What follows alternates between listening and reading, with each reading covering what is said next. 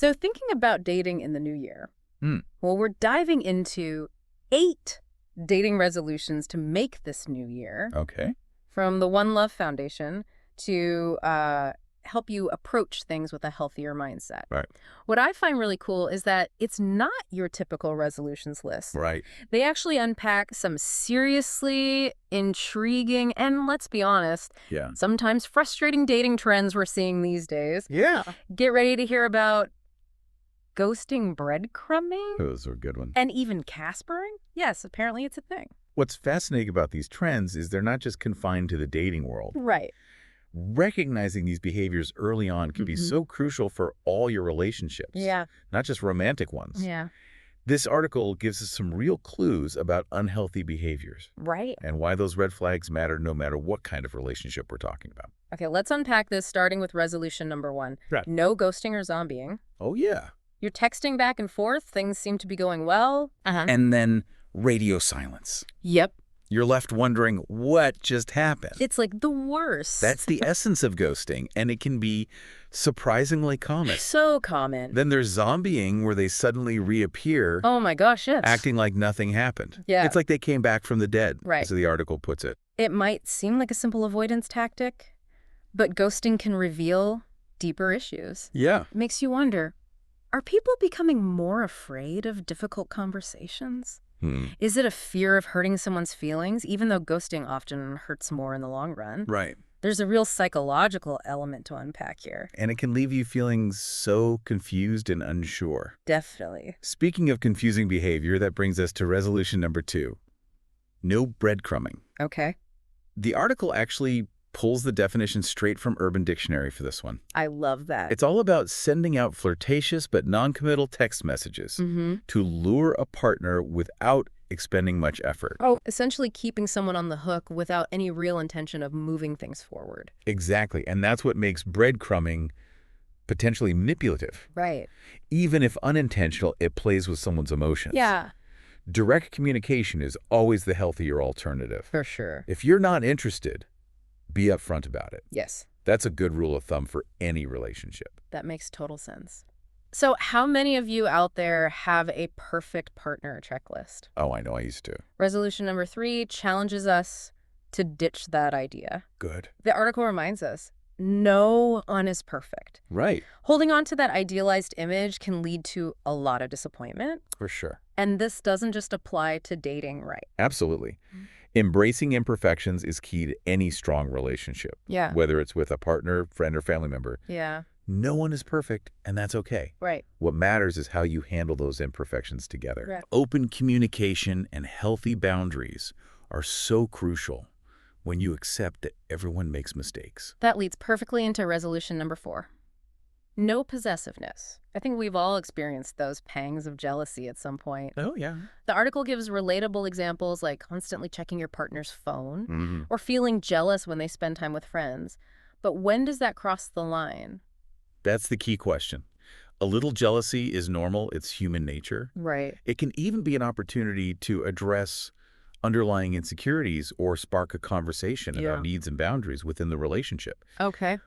The problem is when jealousy leads to controlling behavior. So how do we distinguish healthy boundaries from controlling behavior? Mm. For example, how much is too much when it comes to wanting to know what your partner's doing? That's where open and honest communication comes in. Yeah. Every relationship is different, and what constitutes healthy boundaries will vary Right. depending on the individuals involved. Yeah.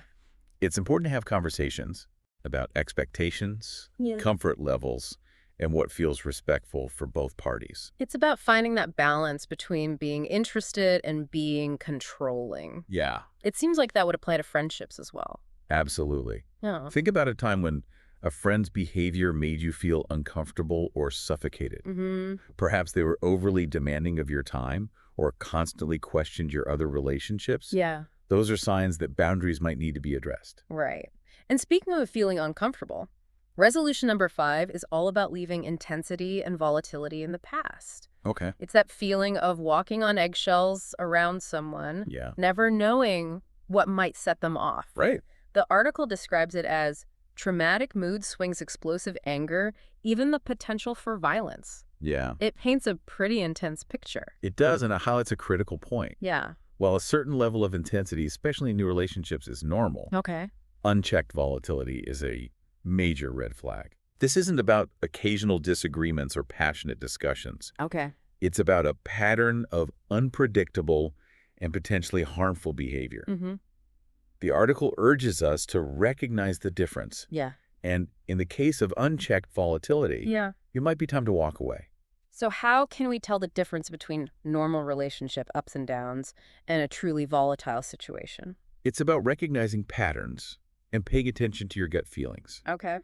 Does this person consistently overreact to minor issues? Do they have difficulty regulating their emotions? Right. Are you constantly afraid of saying or doing the wrong thing? Yeah, These are all signs that something might be amiss. that makes sense. So are there any strategies for addressing these issues if they come up? Open and honest communication is always a good starting point, Yeah. but it's essential to approach the conversation from a place of safety. Okay. If you feel unsafe or threatened, it's crucial to prioritize your well-being Right. and seek support from trusted friends, family, or professionals. So it's not just about fixing the relationship, it's also about protecting yourself. Exactly. Sometimes the healthiest decision is to distance yourself from a volatile situation, Yeah. even if it's difficult. Your safety and well-being should always come first. That's a really important point. And it brings us to resolution number 6. Don't ignore red flags. Well, that's a big one. The article suggests journaling I love that. to track behaviors and distinguish patterns from isolated incidents. Okay. It's like taking notes so you can spot those red flags more easily. Exactly. Journaling can be a powerful tool for gaining clarity and perspective. Mhm. It allows you to step back from the emotional intensity of a situation Yeah. and observe patterns that might be emerging. It's like having your own personal relationship detective. I love that analogy. Uh-huh. It makes it sound less intimidating. So what are some specific red flags we should be looking out for? That's a great question, and it's something we'll delve into deeper as we continue our deep dive into these resolutions. Okay. But a few things to keep in mind are inconsistent behavior, disrespect for your boundaries, Right. attempts to isolate you from your support system, Right. and a constant need to be right, even at the expense of your feelings. Those are all really important things to be aware of. So if journaling helps us recognize those red flags, Yeah. what do we do when we actually spot them? That's where communication comes in again. Right. It's important to address those concerns with the person involved. Okay. However, it's crucial to do so in a safe and assertive manner. Right. If you feel uncomfortable confronting the issue directly, Yeah. consider seeking support from a trusted friend or therapist. So it's about recognizing the red flags, communicating your concerns, and seeking support when needed. Yep. That sounds like a solid strategy for navigating any relationship. Absolutely. Remember, healthy relationships are built on a foundation of trust, respect, and open communication. Right. When those elements are missing, it's time to reevaluate the situation. This makes me think about resolution number 7. Know your worth. The article emphasizes that we all deserve healthy, supportive relationships. Yes. It's like a reminder to not settle for anything less. Absolutely. Knowing your worth is fundamental to attracting and maintaining healthy relationships. Yeah. It's about recognizing your value as an individual and setting standards for how you expect to be treated. Mm-hmm. When you know your worth, you're less likely to tolerate disrespect Right. or settle for less than you deserve. So how do we cultivate that sense of self-worth, especially if we've been in relationships where it's been eroded? That's a great question. And it's a journey that often involves self-reflection therapy Yeah. and surrounding yourself with supportive people who affirm your value. Mm-hmm. It's also about identifying and challenging negative self-talk Right. and replacing it with positive affirmations. So it's an ongoing process of self-discovery and self-love. It's about recognizing that you deserve to be treated with kindness and respect, both by yourself and by others. Exactly. Yeah. It's about owning your worth and not letting anyone diminish it. And that leads perfectly into our final resolution for this segment. Okay. Resolution number 8. Trust your gut. If something feels off, it probably is. Yeah. The article encourages us to pay attention to those intuitive feelings, especially in the early stages of a relationship. It's like that inner voice that's trying to tell you something. Uh-huh. But sometimes it's hard to distinguish between intuition and insecurity, right? Yeah. How do we know when to trust those gut feelings? That's a valid point, and it's where self-awareness comes in. Right. Learning to discern between your intuition and your anxieties takes practice. Mm-hmm. But often those gut feelings are trying to alert you to something that's not quite right.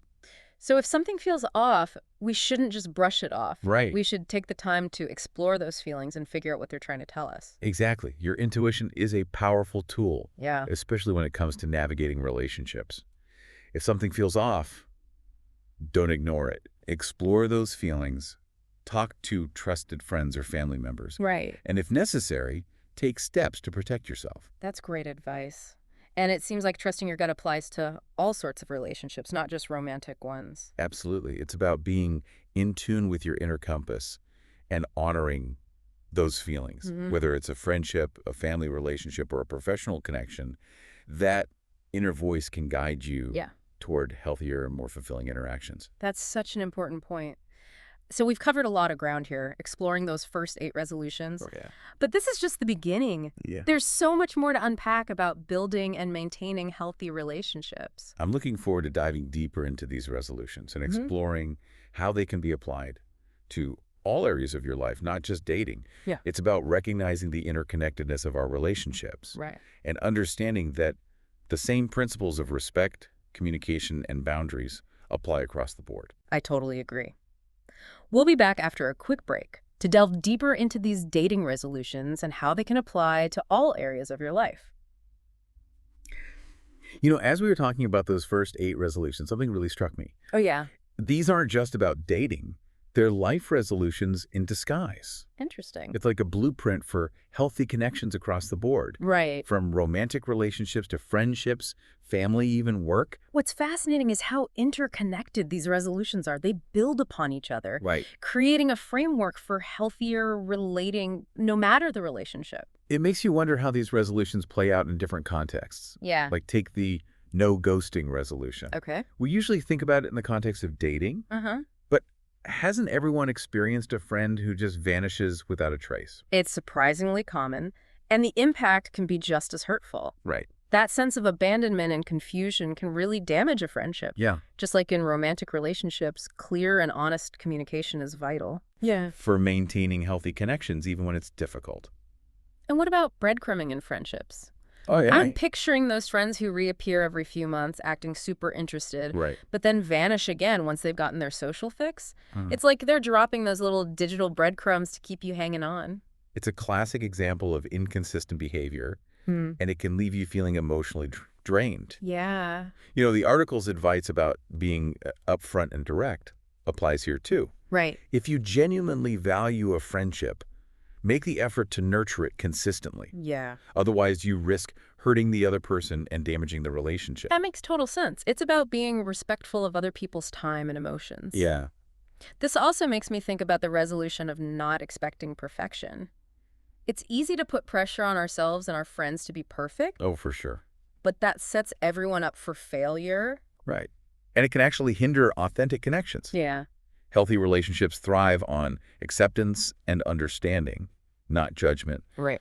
Embracing each other's flaws and supporting each other through challenges is far more valuable Yeah. than striving for an unattainable ideal, It's about being real, right? showing up with your imperfections and accepting others for who they are, quirks and all. Love it.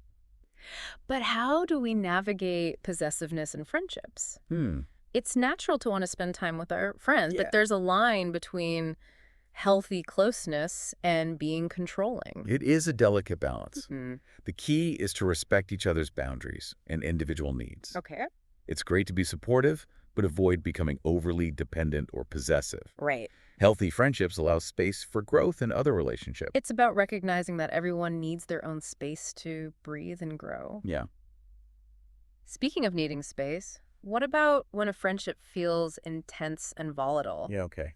Those are definitely red flags, wouldn't you say? Oh, yeah. I've had friendships that felt like an emotional roller coaster with constant drama and conflict. Uh-huh. It was exhausting. It's not sustainable. Right. Healthy friendships should be a source of support and joy, Yeah. not stress and anxiety.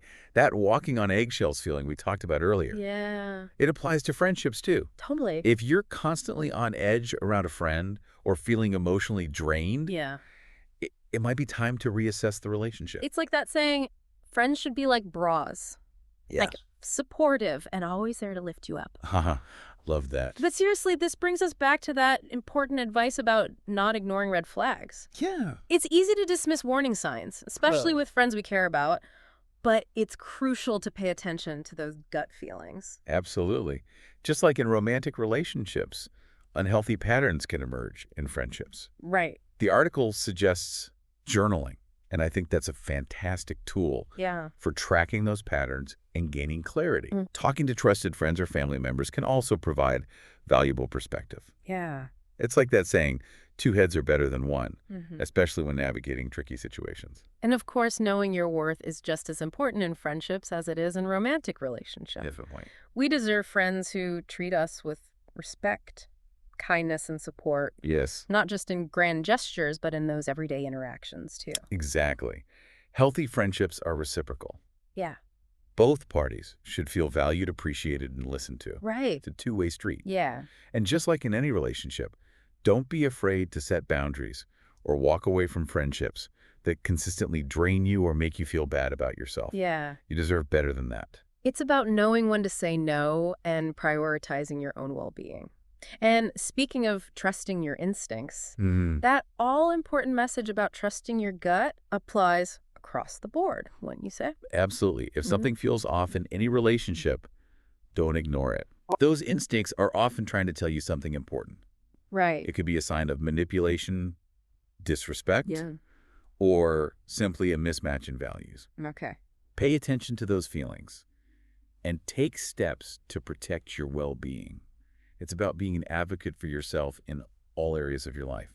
So interesting how these seemingly simple resolutions can be applied to so many different aspects of our lives.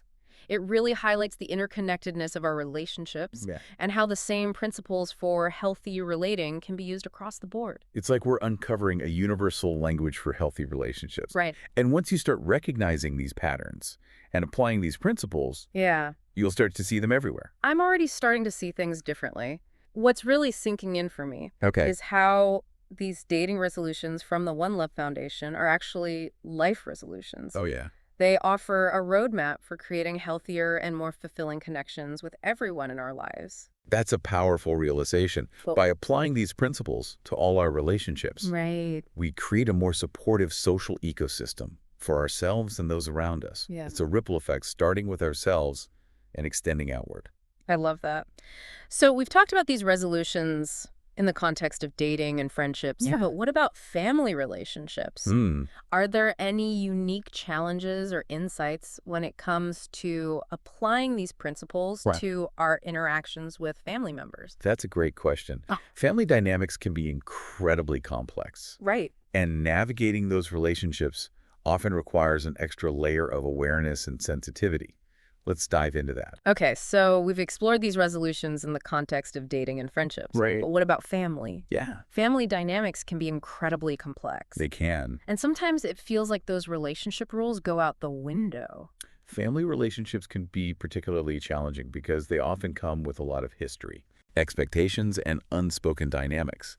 But the core principles we've been discussing still apply. So how do those resolutions play out in the context of family? Like, what does no ghosting look like in a family setting? Right. Is it even possible to ghost your family? Well, it might not involve disappearing from the family group chat, Right? but emotional distancing is definitely a form of ghosting. Okay. It might involve avoiding difficult conversations, Yeah, shutting down emotionally, or withdrawing from family events. that makes sense. And breadcrumbing.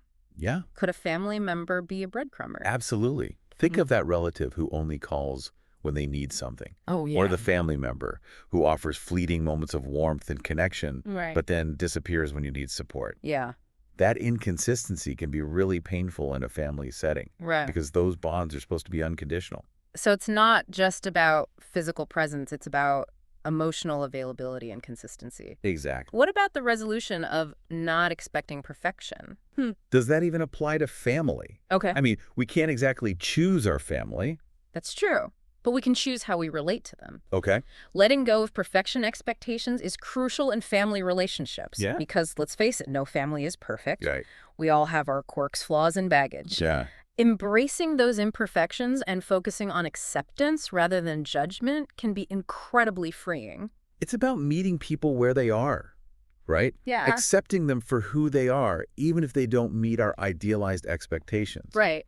And that leads into the no possessiveness resolution. Okay. How does that play out in a family context? Well, it might not look like jealousy over a partner, Okay. but possessiveness can manifest as controlling behavior guilt trips or attempts to dictate life choices. Right. It's about recognizing those patterns and setting healthy boundaries even with family. It's about respecting each other's individuality and autonomy, even within the family unit. Exactly. And what about intensity and volatility? I think everyone has that one relative who can turn a family gathering into a dramatic showdown. Family gatherings can definitely bring out the best and worst in people. Right. But remember, unchecked volatility is a red flag in any relationship, Yeah. including those with family members. Mm-hmm. It's important to recognize those patterns Right. and prioritize your own well-being. So sometimes that means setting boundaries or distancing yourself from a volatile situation. Yeah. Even if it's family, it's like we're learning to prioritize our own mental and emotional health, Right. even when it comes to those closest to us. Exactly. Your well-being matters. Yeah. And it's okay to create distance or set boundaries to protect yourself. Right. And remember those red flags we talked about. Yeah. They apply to family too. Pay attention to your gut feelings. Okay. If a family member's behavior feels off or disrespectful, Yeah. Right. don't ignore it. It's about trusting your instincts and not dismissing those feelings just because it's family. This makes me think about the resolution of knowing your worth. It's easy to get caught up in those family dynamics and forget that we deserve to be treated with respect, even by our relatives. It's so important to remember that you have value. Right. And you deserve to be treated with kindness and consideration, Yeah. regardless of family ties. Right.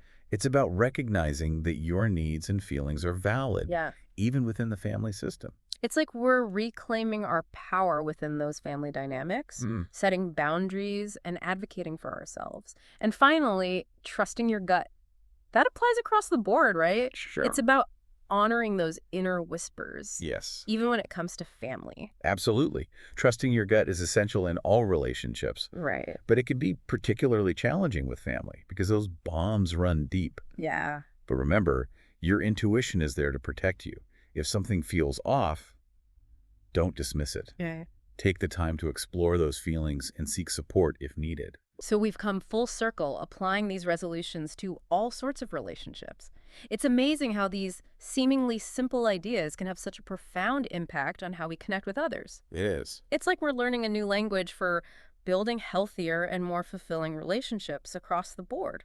It's like we're creating a ripple effect, Yeah. starting with ourselves and extending outward to our romantic relationships, friendships, and even our families. Right? And the best part is, it's an ongoing journey of growth and discovery. Right. We're all constantly learning and evolving, Yeah. and our relationships evolve with us.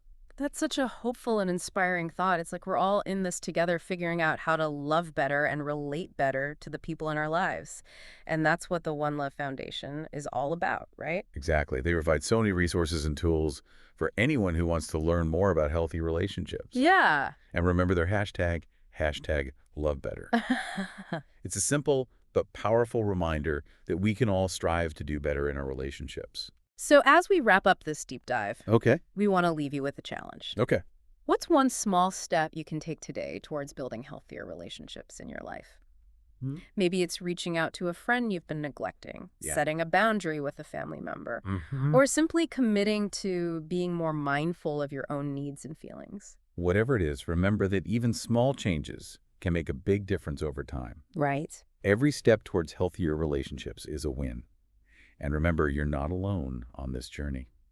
That's it for this deep dive. Thanks for joining us. We'll be back next week with another fascinating topic. Until then, keep learning, keep growing, and keep loving better.